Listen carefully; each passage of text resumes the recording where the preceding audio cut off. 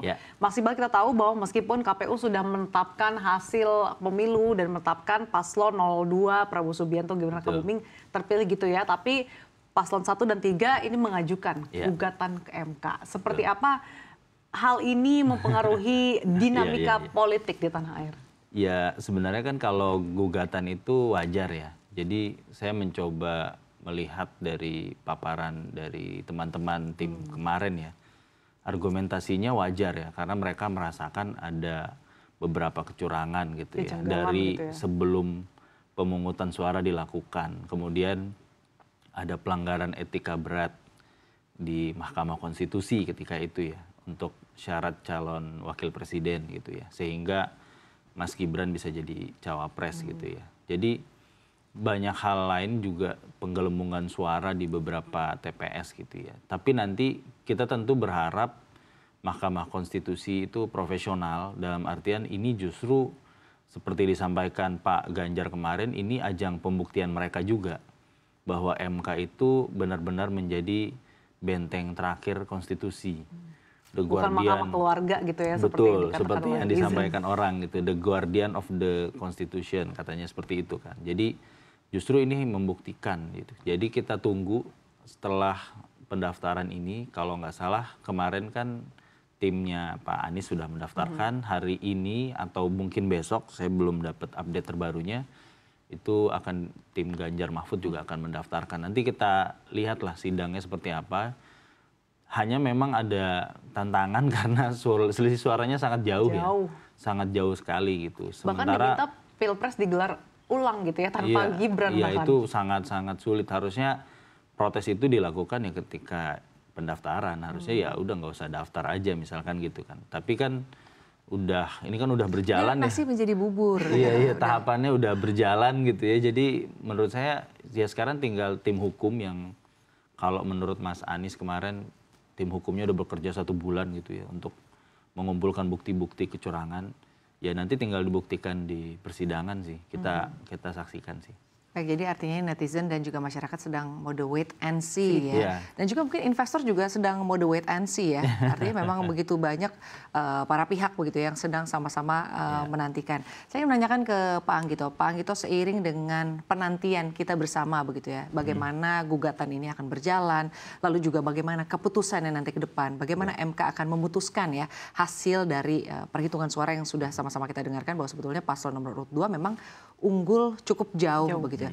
Bagaimana sebetulnya kita bersama-sama sedang dalam fase menunggu walaupun sebetulnya sudah ada kepastian ya. Betul. Ini dampaknya ke perekonomian kita nih akan seperti apa? Artinya dalam masa menunggu ini apakah akan ada dampak-dampak Pak Anggito, mungkin kalau dilihat dari sisi investor ya atau dari sisi perputaran ekonomi, seperti apa Pak Anggito? Mungkin 2 hal yang mau saya jawab ya. Pertama, banyak investor yang wait and see ya. Memang itu lazim dalam setiap pemilu itu investor akan menunggu sampai ada kejelasan.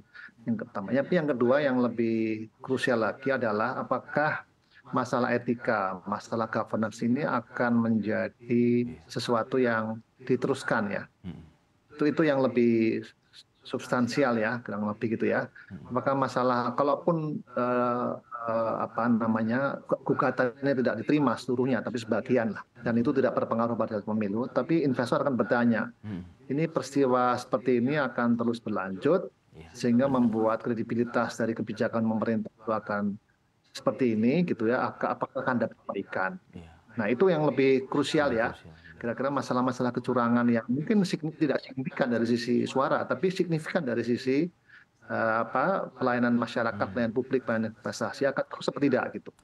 Jadi kalau terus investor akan lebih wait and see lagi gitu sampai kira-kira ada perbaikan di sisi governance gitu ya, yang lebih signifikan, yang sebenarnya sudah ditunjukkan pada periode pertama Presiden Jokowi, tapi di akhir-akhir ini kan banyak sekali kemunduran dari sisi tidak hanya demokrasi, kalau demokrasi terlalu absurd ya, tapi dari sisi proses untuk melaksanakan perekonomian ya, untuk manage mengelola sebuah perekonomian. Apakah begini gitu ya, begini ataukah ada perbaikan? Gitu ya. Mudah-mudahan ini menjadi lesson learned yang paling berharga ya, jangan terulang lagi lah kira-kira gitu ya. Jangan sampai ada upaya-upaya untuk menukangi MK, ada upaya-upaya untuk melakukan pengerahan dari aparat keamanan dan sebagainya, itu jangan ada gitu. Ya ini ya sudahlah, ini sejarah buruk ya kalau itu dibilang, tapi memang kalau sudah disahkan ya saya semuanya harus menjalankan apa yang sudah disahkan oleh nanti ya Mahkamah Konstitusi, dan mudah-mudahan itu menjadi suatu kebijakan yang mudah-mudahan menjadi pelajaran yang penting untuk perbaikan proses governance dari pemerintahan ini. Betul. Baik, apalagi kalau dari sisi pelaku usaha dan juga investor tentunya berharap bahwa pemerintahan kita ini memiliki kepastian hukum yang artinya cukup baik, begitu ya.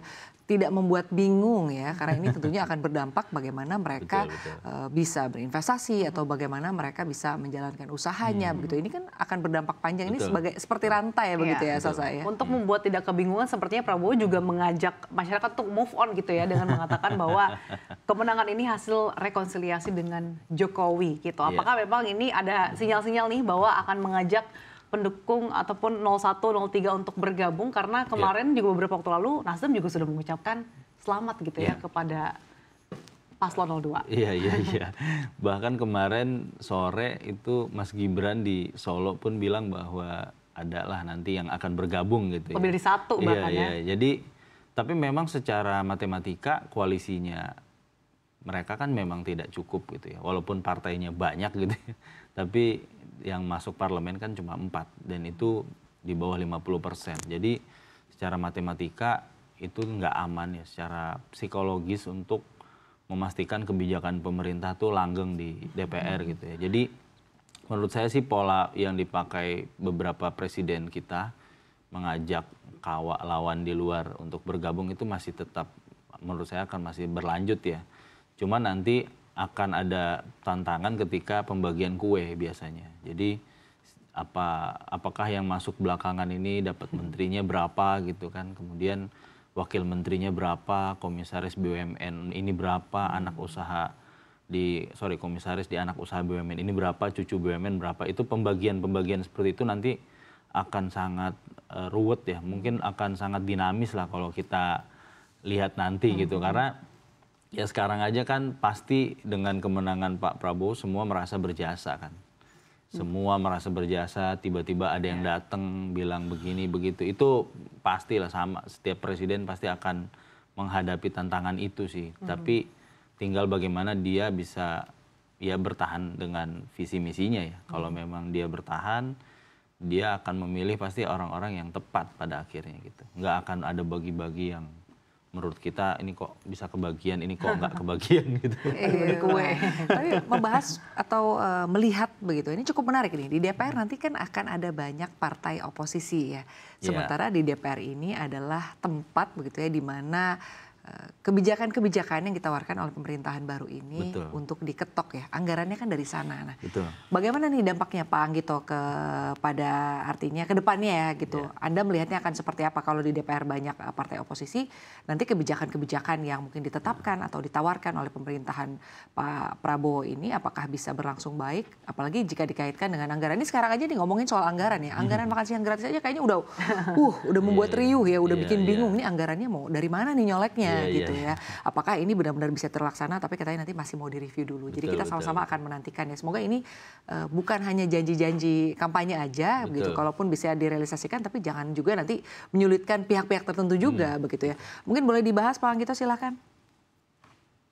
Ya, menarik ya kalau nanti PDIP, Nasdem, PKB menjadi oposisi, itu jumlahnya cukup signifikan ya untuk menghambat beberapa program dari pemerintah. Jadi kita lihat mungkin dalam tahun pertama akan terjadi friksi ya, tapi biasanya seingat saya dan saya punya pengalaman juga, biasanya kalau sudah tahun ketiga keempat itu akan ada equilibrium baru gitu ya. Dan mudah-mudahan demikian. Namun demikian saya tetap mengharapkan mereka tetap ada beberapa partai yang jadi oposisi ya. Seperti selama ini PKS yang sangat konsisten menjadi oposisi sampai sekarang gitu ya. Dan itu memberikan koreksi atau memberikan bagian dari checks and balance di parlemen. Jadi saya tetap mengharapkan ada partai oposisi yang menjadi checks and balance. Meskipun tentu beberapa konsolidasi di DPR akan terjadi ya, di mana beberapa partai pasti akan bergiur ya dengan keinginan untuk bisa memerintah gitu. Cuman sekali lagi itu tergantung kepada bagaimana nantinya. Kalau menurut saya tahun pertama, tahun kedua itu pengalaman selalu akan bumpy ya. Bumpy itu akan terjadi tarik menarik ya. Betul. Dan itu akan menjadi bagian dari keterlambatan di dalam pengambilan keputusan. Itu memang terjadi ya. Namun dengan sekali lagi kalau yang keputusan itu bersifat menyangkut kebutuhan publik, biasanya DPR nggak akan berani untuk menghambat ya. Kalau itu undang-undang APBN tidak mungkin saya kira, karena itu menyangkut konstituen oleh semua partai ya, nggak mungkin itu. Kecuali untuk undang-undang yang sifatnya sangat politis gitu ya, barangkali itu akan terjadi suatu proses politik yang cukup alot. Tapi kalau untuk yang sifatnya kebijakan publik, saya sih tidak melihat itu ada hambatannya. Oke, Mas Iqbal, bagaimana tanggapan redaksi terkait dengan partai oposisi, utamanya tadi PDIP yang lagi-lagi merajai. Di satu sisi ada beberapa partai yang ternyata juga tidak mampu lolos, termasuk partai tertua gitu ya, P3 yang ternyata tidak sampai 4%. Ini seperti apa? Ya memang kita sempat angkat juga dan kemarin ternyata ramai sekali ya, karena P3 kan partai bersejarah ya. Dan dia juga bagian dari koalisi pemerintah, cuma memang kita masih tunggu juga proses di MK ya Kak. Karena mereka merasa ada kecurangan juga. Jadi selain Pilpres ini kan legislatif juga ada beberapa partai yang akan mengajukan gugatan gitu ya. Dan mereka mungkin berharap ada penambahan suara dan itu memang dimungkinkan ya ketika misalkan mereka bisa membuktikan gitu ya di Mahkamah Konstitusi bisa jadi suaranya itu bertambah gitu ya.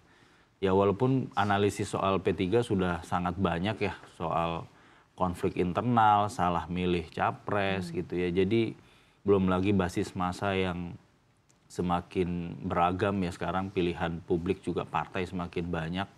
Jadi ya walaupun P3 adalah partai lama juga menurut saya itu nggak menjamin sama sekali sih untuk terkait hal ini. Tapi memang patut kita tunggu juga gugatan terkait pileg ini gitu. Karena kalau P3-nya diterima gugatannya berarti kan suara dia bisa nambah, dia lolos parlemen, itu kan nanti akan berpengaruh juga soal oposisi dan koalisi pemerintah. Itu pasti ada efek dominonya. Nanti kita nantikan.